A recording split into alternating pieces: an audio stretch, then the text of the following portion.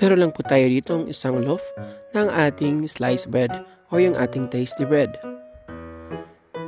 So ilagay lang muna natin siya sa pinggan. Kahit anong klaseng tinapay pwede dito guys. Pwede kayong gumamit ng pandesal or yung mga tira-tirang tinapay pwede po dito. Pagkatapos ay cut lang natin siya into cubes. Ayan, kuha lang tayo ng ating mixing bowl. And then, kuha tayo ng gunting.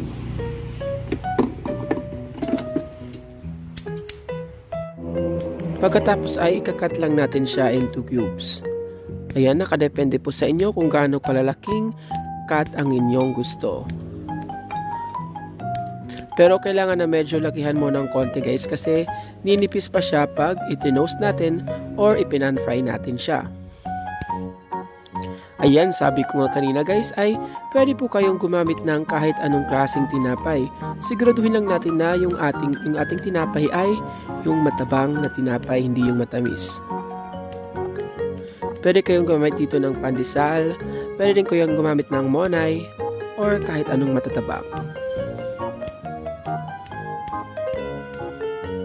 Ayan, para po sa ating complete list of ingredients, ay inilalagay po natin yan sa ating description box.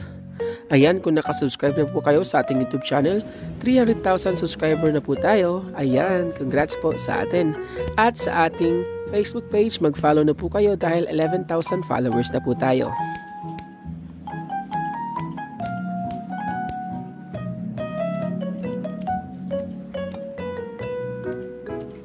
Ayan, so nakat na natin siya into cubes. Set aside lang muna natin siya and then on na natin yung ating induction cooker. Pagkatapos maglagay lang po tayo ng ating frying pan. Low heat lang yung ating gagamitin dito na apoy. Medium heat muna para uminit siya. And then, pag medyo uminit na yung ating pan, balik natin sa low heat lang. Pagkatapos ibuhos na natin yung ating in-slice na ating tinapay. Pagkatapos continuous stirring lang guys para hindi ito masunog sa ilalim. Ayan, meron po tayong dalawang option sa pag-toast or sa pagluto ng ating tinapay. Una, ito ay ating ipinan-fry ito. Kung wala po kayong oven ay ganitong process na lang ang inyong sundin. Pero kung meron na po kayong oven ay pwede nitong i-bake lang ng 5 minutes guys. Hindi nyo muna gugupitin yung ating sliced bread. I-bake muna natin siya ng 5 minutes. Antayin lang natin na matusta siya ng maigi. Pagkatapos ay gugupitin na natin siya into cubes.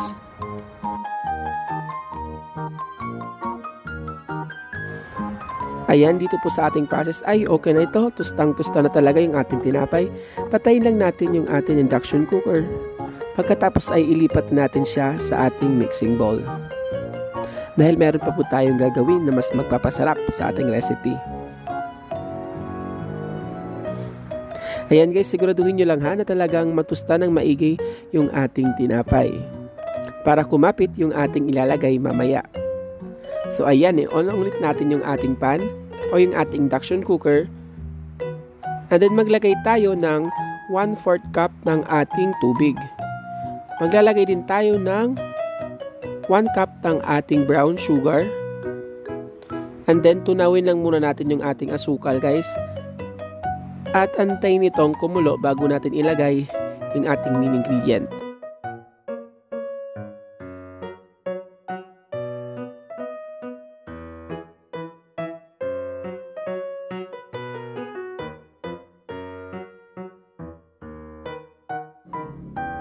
Ayan, kung nakikita nyo ay nagka-caramelize na. Ilalagay na po natin dito ang ating isang sachet ng kape. Kahit anong kape ay pwede dito guys. Depende kung anong paborito mong kape ang iyong iniinom. Pwede mo itong ilagay dito. Pwede kayong gumamit ng puro na kape. Basta't lagyan nyo lang ng konting cream.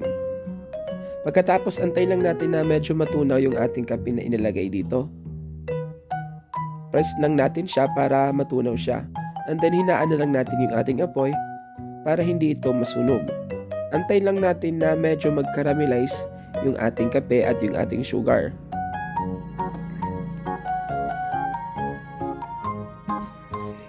Ayan, kung hindi ka pa nga nakasubscribe sa ating YouTube channel, mag-subscribe ka na, lalong-lalo na po sa ating Facebook page. Dahil meron po tayong paparating na giveaways para po sa ating 300,000 subscribers sa ating YouTube. Ayan guys, medyo okay na to. Nagka-caramelize na po siya. Papatayin na lang natin yung ating apoy.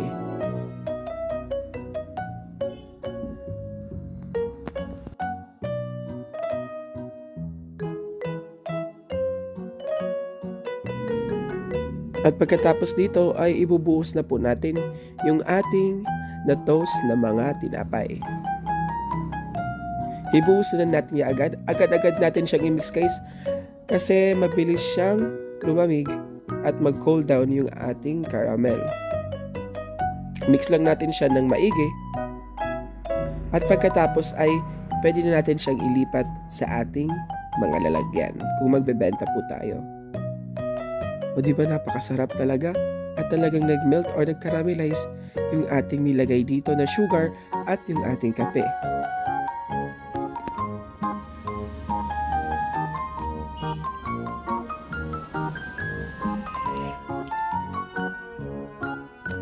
Ayan guys, tara na at magtitikiman time na tayo.